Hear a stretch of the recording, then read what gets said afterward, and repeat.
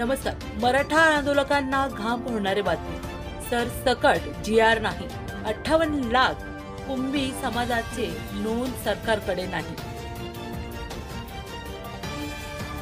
मराठ्यांनी 29 ऑगस्ट रोजी मुंबईत आरक्षणाचा एल्गार पुकारला. मराठा आंदोलक मनोज जरांगे पाटील यांनी बेमुदत उपोषणाला सुरुवात केली. 5व्याच दिवशी सरकारने एकाच बैठकीत तोडगा काढला. तो तोडगा मराठा समाजाच्या साक्षीने जरांगे पाटील यांनी मंजूर केला. बेमुदत उपोषण मागे घेतले. गुलाल उधळत मराठा समाजाचा राज्याच्या कानाकोपऱ्यात पोहोचला. एक अघटित झालं. आता दगड फटका आहे ही संभ्रम हे लवकरच समोर येईल. पण मराठा समाजाच्या 58 लाख कुंभी नोंदणी सापडल्याचे म्हटले जात होते. त्याविषयीची ऍड योगेश केदार यांनी खळबळजनक दावा केला. त्यांच्या या दाव्याने वातावरण चांगलेच तापले. या दाव्यावर सरकार आणि मनोज जरांगे यांची काय प्रतिक्रिया येते याकडे सर्वांचे लक्ष लागले आहे. न्यायमूर्ती संदीप शिंदे यांच्या समितीने एक महत्त्वपूर्ण माहिती दिली होती. मंत्रिमंडळात जो निर्णय झाला त्याची माहिती त्यांनी दिली होती.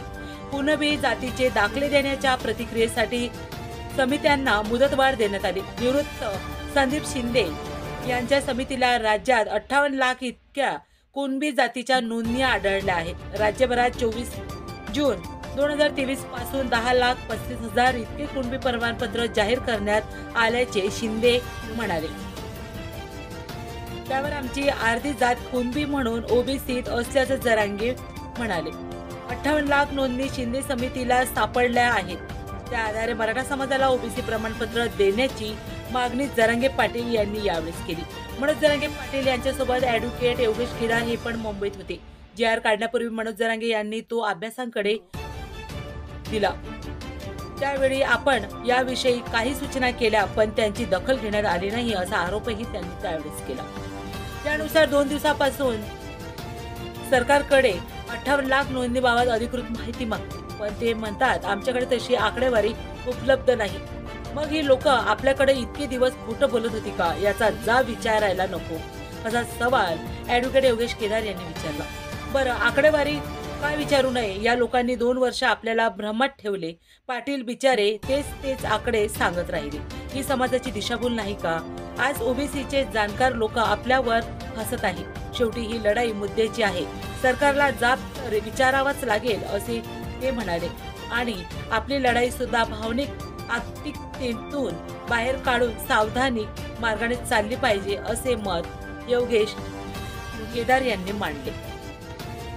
मराठा समाजाच्या मागण्या मान्य करून सरकारने हैदराबाद गॅझेट वरील शासन आदेश जी.आर. जाहीर केला. या निर्णयामुळे मनोज जरांगे यांनी उपोषण मागे घेतलं आणि आझाद मैदानावर मराठा समाजात जल्लोष झाला. मात्र दुसरीकडे ओबीसी समाजातून नाराजी व्यक्त होत आहे. या पार्श्वभूमीवर मुख्यमंत्री देवेंद्र फडणवीस यांनी स्वतः पुढाकार घेत स्पष्टीकरण दिलं. त्यांनी सांगितलं की हा सरसकट जी.आर. नाही तर पुराव्यांचा जी.आर. आहे. म्हणजेच मराठवाड्यातील कुणबी दाखले सिद्ध करण्यासाठी हैदराबाद गॅझेटियर मधील कागदपत्रे ग्राह्य धरली जातील. यामुळे ओबीसीच्या हक्कावर कुठलाही परिणाम होणार नाही असं आश्वासन त्यांनी दिलं. फडणवीस यांनी मान्य केलं की या जी.आर. वरून छगन भुजबळ नाराज झाले होते. त्यांनी मंत्रिमंडळ बैठकीला गैरहजर राहून नाराजी दर्शवली. परंतु मुख्यमंत्री म्हणाले की भुजबळ नाराज नाहीत. मी त्यांच्याशी चर्चा केली आहे. हा जी.आर. ओबीसीच्या आरक्षणाला गदा पोहोचवणारा नाही. कोणाचं काढून दुसऱ्याला देणारा नाही. मराठा समाजाचे प्रश्न सोडवताना ओबीसीच्या हक्कावर आघात होणार नाही असं त्यांनी स्पष्ट केलं. मराठ्यांना ओबीसींना एक समाजाचं काढून दुसऱ्या समाजाला देणार नाही असेही फडणवीस यावेळेस म्हणाले. मुख्यमंत्री फडणवीस यांनी ठामपणे सांगितले की काही लोक जाणीवपूर्वक गैरसमज निर्माण करत आहे. तर सरकारचं उद्दिष्ट समाजात दुरावा निर्माण करणं नाही. आम्ही जे राजकारण शिकलो त्यांचं सिंहासन चढवायचं म्हणजे सर्व समाजाला सोबत घेऊन पुढे जायचं असे ते यावेळेस म्हणाले. त्यांनी मराठा समाजाच्या महाराष्ट्राच्या जडणघडणावळीतल्या योगदानाची दखल घेतली आणि त्यांचं कल्याण होणं आवश्यक असल्याचंही त्यांनी यावेळेस नमूद केलं. पुन्हा भेटूया. जय हिंद, जय महाराष्ट्र.